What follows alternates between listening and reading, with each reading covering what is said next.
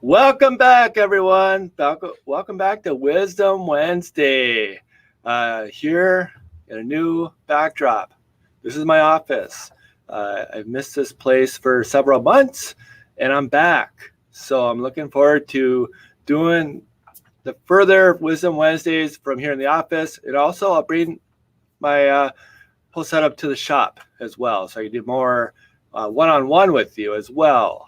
Virtual training, so to speak. So today will be episode 12, and we're going to cover crystal blast machine maintenance once again. It's a big topic.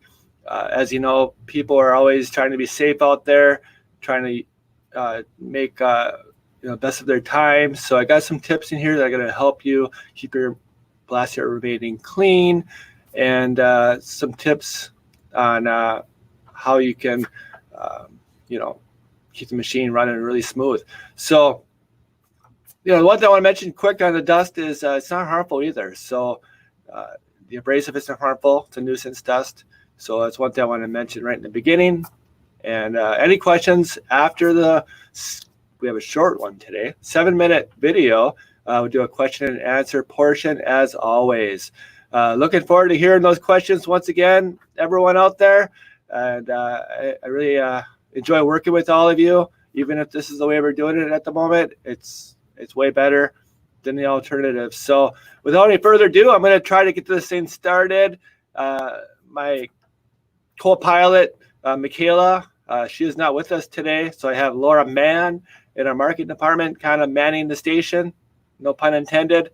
So again, thank you for all of you attending, and enjoy this short 7-minute video. And enjoy working with you and doing a little Q&A afterwards. So enjoy. Let me see if I can get this to work.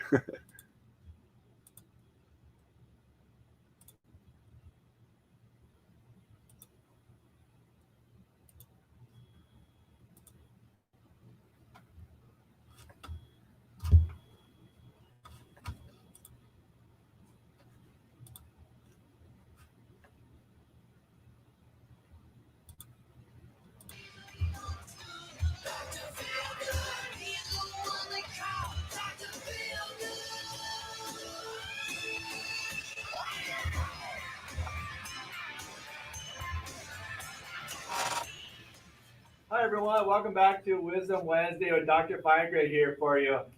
Today's episode, I'm going to go over the crystal blast machines, how you would remove the dust from the machine. I'm going to show you one of the most popular methods, and then I'm going to get into a new kit that we have for now, the Elite, the Crystal Blast Pro, the Pro X2, and the Summit. So I'm going to show that piece of equipment here in a little bit. So what I'd like to show you here is this machine has been used for about a year with the current abrasive. So here on the magnet that we provide, it shows I put silicon carbide 180 in there in June of 2019. I added 30 pounds. With the reclaimer in there, that 30 pounds is likely still around 30 pounds, okay? Because that's the efficiency of these machines.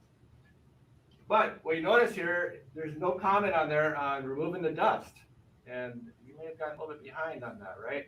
Just forgot about it. So I'm going to take the dust out here today for you, live. So I'm going to go ahead and say this was 6/2020, and then remove dust. All right. So here we are. So this is the current method. You can line your garbage can, because you're going to throw the dust in the garbage can right afterwards. Place that underneath. You'll see this white cap. And this is just a little cap you just unscrew. Okay? And since the cap's upside down, it's not lefty-loosey, it's righty-loosey, right? So you got to go clockwise to get the cap off. Okay? All right, so again, this is a whole year's worth of blasting in our shop, and we do a lot of blasting. So here's all your dust. A little over a cap. Okay, but this is very fine powder. This is, if you look at this closely, it's almost like flour. Okay, I don't feel any kind of grit to it at all. So it's basically garbage. Okay, so you're getting rid of all your garbage. So you basically dump that down, empty that. So that's basically it, okay? But we don't do the volume that a lot of our customers do. You know, we're not blasting 8 to 10 hours a day. You know, we're blasting maybe an hour or two a day. So we're not going to have as much dust created as some of my customers that have elite or pros or Summit machines. So, all right. So here's another method for the larger volume customers, or maybe you're in an environment where you can't afford any dust. Because right now I had a little bit of a dust cloud, okay? You know, one other method to clean your filter, if you haven't cleaned in a while, you can hit your reverse pulse, and that'll shake the dust off and get into your garbage can too, right? But, here's my dust cloud, all right? So, here's a device that we came up with. It's our Crystal Blast Discharge Kit, all right? So you remove the cap, set that aside. You're not going to use that again. All right, so here's our Crystal Blast Dust Discharge Kit. This is what's included. You get the hose, which is very flexible. You can get it longer if needed to, but this is traditional. You can see here, you got the opening and closing, and that's pressure. So when you put it in there, you want it closed so the dust collector is using that negative or vacuum pressure, so it cleans your filter more efficiently. Now, eventually you want to open it up, and that's where the dust drops. So I'm going to show you by illustration. That's what it does. Okay, very simple. Also comes with a center bucket, the traditional lid, and I usually put a liner in there as well. So the way it goes on is the same way the cap came off. You put it on, and then you basically twist it on.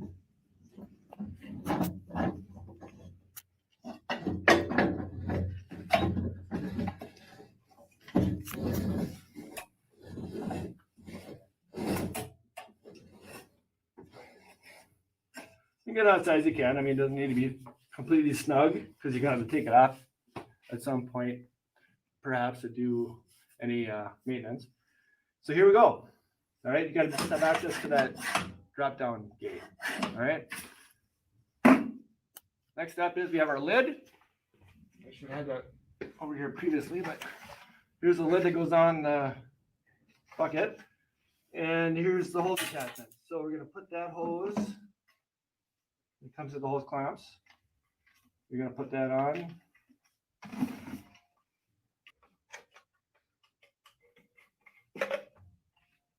You just need a flathead screwdriver to assemble this.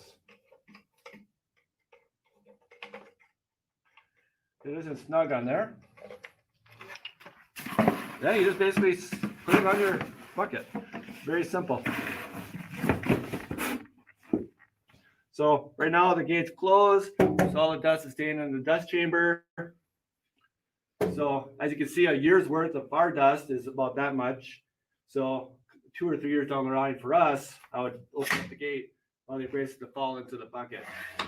But like I said, a lot of my customers will fill in their dust chamber within a week because they're blasting, you know, sometimes 20 hours a day with these machines. All right, so the bucket's all attached, everything's all connected. Clean flow technology in your dust collection system. You're not going to see any dust outside in your garbage can now. It's all going to be self-contained in this bucket.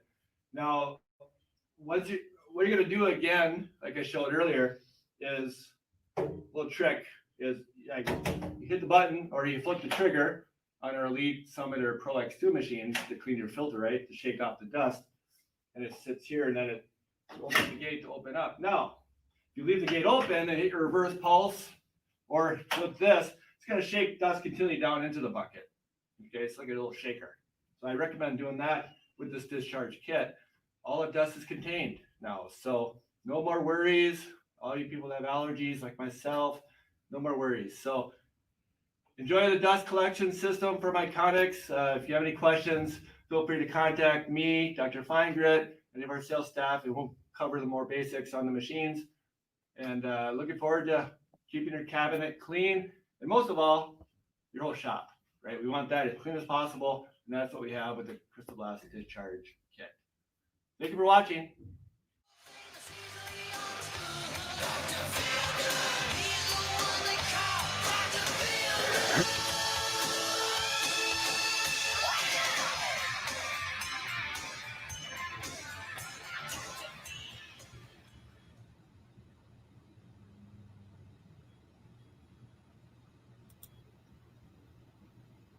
Hello, back live, right with you on this Wisdom Wednesday.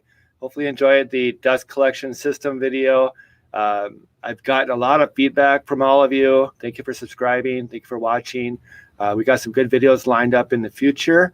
I think I can mention we're going to cover the mold making next week. It's a silicone mold that you put on your product to eliminate tape. If you lose a lot of tape in your sand carving process, make sure you tune in for next Wednesday for that. Also, I'm going to cover some color filling applications. I'm going to do some polar camels, some other variety of products with color filling. So I'll be using a few different paints and a paint booth and just getting colorful out there. And then I've had some other ideas. People have shared they want to see more about printers and AccuFilm. I'll cover some of that moving forward. But any of you want to see something in particular, I can throw it in. Make a little mixed pot of items too, right? So just throw the questions out there and we'll go from there, right? So if there's any questions, go ahead and chime in right now. I'll just kind of wait here, sitting in my office, and see if any questions come in on dust collection, or it could be anything beyond sand carving. If it's artwork, film, it could be anything that's on their mind today as well. So go ahead if there's any questions out there. I'm here live.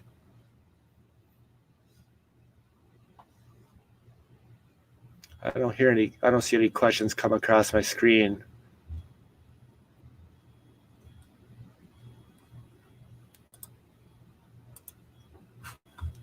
One moment.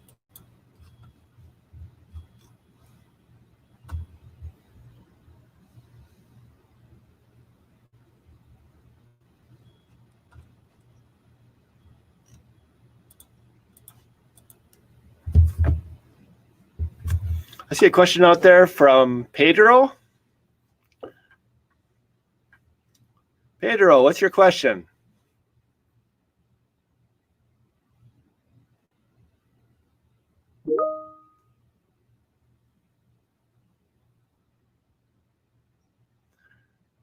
All right. Yeah, Pedro out in California. He's asking, what is the difference between silicon carbide, not silicone, silicon carbide, versus aluminum oxide, and which one creates more dust? Great question, Pedro. The difference is silicon carbide is sharper. It self-sharpens, so it never dulls. It also creates a flashlight effect. So when that carbide hits your glass, it sparks like fireworks. It's amazing. So you get that light effect on your glass. So no, it's not your nozzle that has a flashlight on the end of it. It's the actual abrasive creating a spark.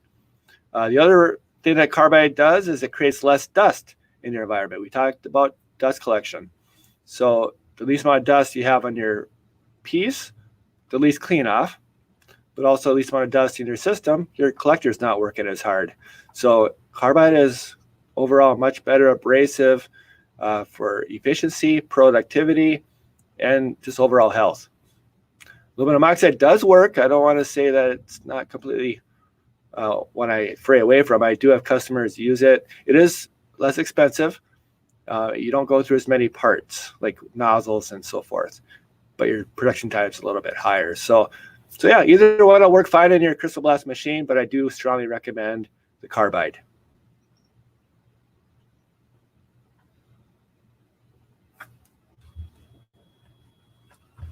I don't know which abrasive Pedro uses currently. Maybe you might want to try carbide down the road, or vice versa. It's really easy to change out the abrasive in the machines. You just take a nut off on the bottom and the machine will drain itself. Otherwise, there's a side port on our pots. You can just take a nut off, pull out like an oval size, like a junior football size piece, and then you can reach in there with a shot vac and suck out your good abrasive. So it's really easy to change out grit if you need to, if you want to go to the carbide or vice versa.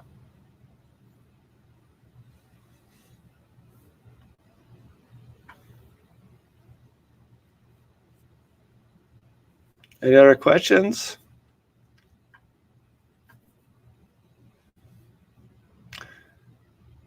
We got Jack on the line. He's from Michigan. Jack's got a question. He's saying, what what do I do with the dust after removal? You just basically leave it in the garbage bag, throw it right in your garbage. It's not a harmful material. There's no chemicals in there. So just put it in a Walmart bag, garbage bag, throw it right in your garbage can. It's not going to harm anything. So pretty easy to discard of it.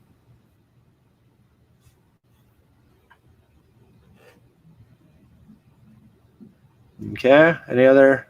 Jim in Utah. Hey, Jim. Jim, yeah, as far as the maintenance on the dust collector, just take your cap off. You're going to start daily and see where you're at for dust. If there's not a whole lot of dust in there, just go weekly.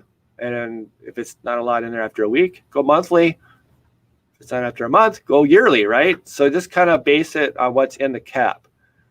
Some people empty their cap once a day. Some are once every 3 to 4 years. So it comes down to what you're blasting. Now, if you're going to be blasting a lot of brick or masonry items in your machine, you will be emptying your cap probably once a week at the minimum. Bricks give off a lot of dust, and it feels just like the dust that comes out from the carbide. So, yeah, masonry products, you'll be cleaning out your dust collector cap more frequently. All right, got a question here from Larry. Do you have any tips for dust reduction in general? Yeah, the dust reduction is very important. Like I mentioned in the video, I have a slight allergy, so I got to make sure it's completely clean where I'm breathing and where I'm working. So the best tip is to keep your dust collector filter clean, and that's by doing the right procedures, whether it's hitting a reverse pulse or hitting a pneumatic filter vibrator option like you have on the Elite or the X2 or the Summit. Or if you have another machine that doesn't have those features, just use the little wrapper on the back that shakes the filters so it loosens up all that dust. So the more clean the filter is, the cleaner your environment. The other thing to check on is, make sure your filters are tight. I talked about this in a few other videos where you want to get it tight so there's no seepage available back there. And same thing goes with your armholes in your door on your sand carver machine. Make sure those are tight and sealed. But yeah, there's no masks, no respiratory equipment needed for crystal blast machines. But like I said, a lot of people have like a Harbor Freight or a different model out there where dust is an issue. So make sure you follow those protocols, whether it's wear the dust mask or whatever. But again, the dust isn't harmful. It's just a very big nuisance, right? You don't want to be, creating more, health problems, respiratory, whether it's just dust in your mouth. All right. Looks like I got a question for next week as well. Ernest has one out in Michigan. When you go over printers on the Epson, can you cover how to set up the print only black and reduce using the other colors? Absolutely, Ernest. Here at Iconics, we sell the Epson P400 system in a kit, which includes software and an all black setup, which is 6 different black cartridges. So we have that set up, and I'll go over how to do the printing preferences in P400 so you can get primarily black. You don't print only one cartridge, though. You're always going to print out of 2 minimum, usually the yellow and the black, and then a little trace amount of others. But I'll show you some tips how to get the best productivity out of your ink cartridges next week. But that's a great question. I'll make sure I cover that more in depth. So those are the questions I like to see, is what people may have challenges with back at the shop. This is what this is all about, just sharing information. So, and other printers too, I'll probably cover like HP or Canon a little bit more. So, but primarily the Epson, that's what we recommend.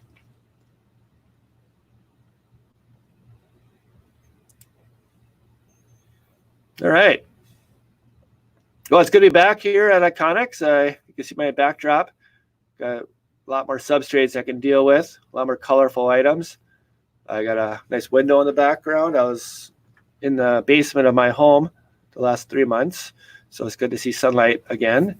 I'm just looking forward to working with all of you on some new tips and tricks. And as ideas come to your head, just share those with me, and I'll share them with all of you, right? So just wait here a little bit, see if there's any other questions here at the last minute.